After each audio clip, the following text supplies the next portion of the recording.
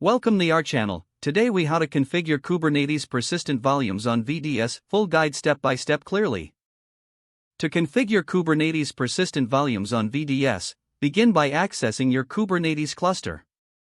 Ensure you have administrative privileges to perform the configuration tasks.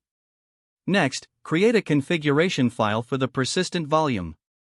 Name the file persistentvolume.yaml. Define the persistent volume specifications in this file. Specify the type of storage you are using, such as NFS or cloud storage. Set the capacity for the persistent volume according to your requirements.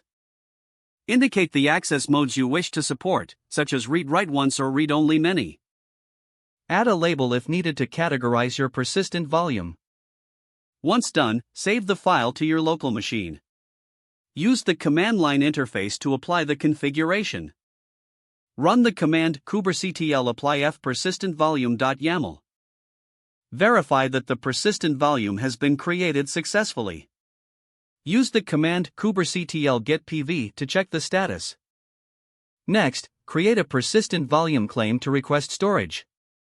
Create another configuration file and name it persistentvolume_claim.yaml. Define the specifications for the persistent volume claim in this file. Specify the storage capacity you need in the claim. Set the access modes to match the persistent volume. Once you've defined the claim, save the file.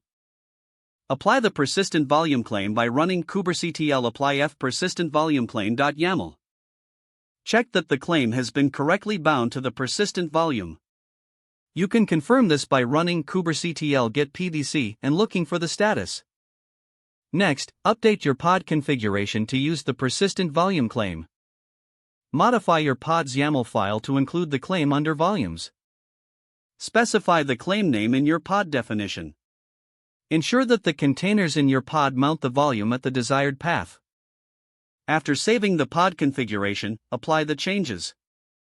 Don't forget to like this video and subscribe to our channel for more step-by-step tech guides.